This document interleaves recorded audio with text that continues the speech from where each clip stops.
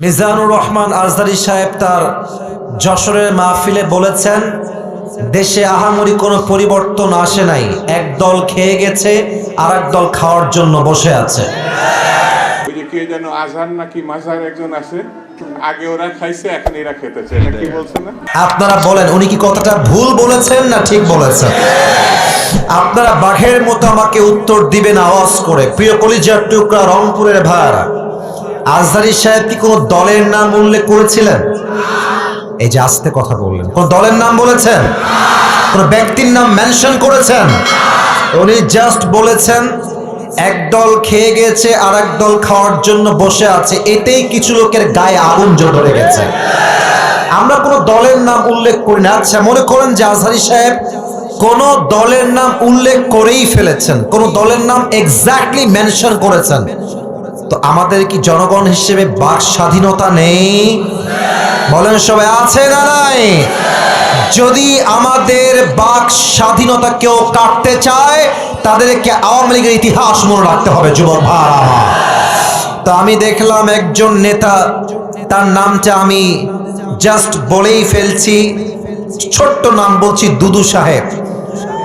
উনি বললেন কোথাকার কোন আজহারি মাঝহারি মিয়া, আজহারি কি মাঝহারি? এটা কি আপনাদের সস্তা মনে হয়? আজহারি এটা হচ্ছে বাংলাদেশের ব্র্যান্ডের নাম। যুবক ভাইরা, আচ্ছা আপনি বলেন, এই যে একজন নেতা, দলের নেতা একজন আলেমকে বলছে আজহারি মাঝহারি কোথাকার কে, এটাই প্রমাণ যে সে মানুষটা শিক্ষিত হতে পারে না। একজন শিক্ষিত মানুষ আলেমকে কথা বলবে পরিপূর্ণ শ্রদ্ধার সাথে, সম্মানের সাথে। রংপুরের ভাইরা আমার, আচ্ছা আপনি আমাকে বুঝায় বলেন, মনে করেন যে আজহারী সাহেব কোনো একটা কথা ভুলই বলেছেন, আমরা কারো অন্ধভক্ত নই, আমরা অন্ধভক্ত নই, ভুল হলে ভুল, ঠিক আছে, আপনি দ্বিমত পোষণ করবেন, এটার তো একটা আদব আছে, এটা সম্মান আছে। আপনি বলবেন যে আমাদের সকলের প্রিয় মিজানুর রহমান আজহারী সাহেব কথা বলেছেন, আমার মনে হয় ব্যাপারটা এরকম না হয়, এরকম হলে আরো ভালো হতো।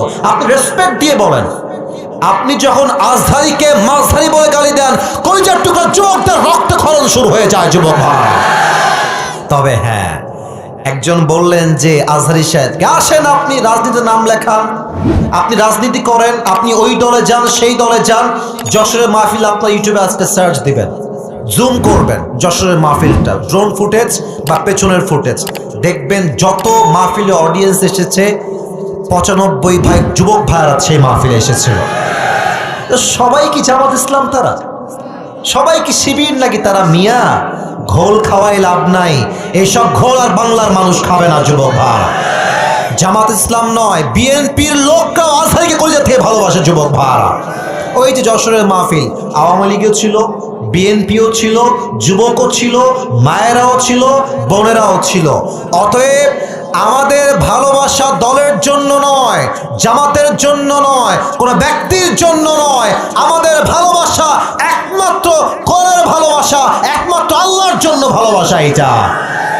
আচ্ছা, যেই দলগুলো এভাবে আজহারীকে কটাক্ষ করছেন, এই যে 20 লাখ মানুষের সামনে কটাক্ষ করলেন, ওখানে কি সবাই আজহারীর ভক্ত না?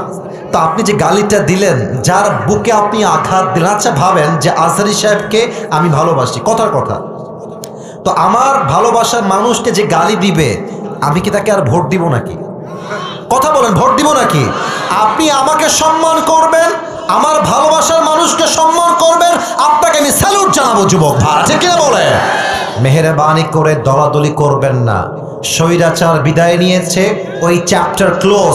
আগামীর দেশ হবে ইসলামের বাংলাদেশ, কোরআনের বাংলাদেশ।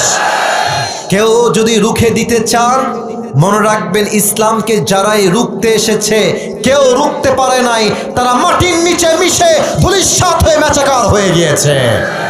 আল্লাহ প্রত্যেকটা মানুষকে কথাগুলো বোঝা এবং আমল করার তৌফিক দান করুক। পড়েন সবাই আমিন।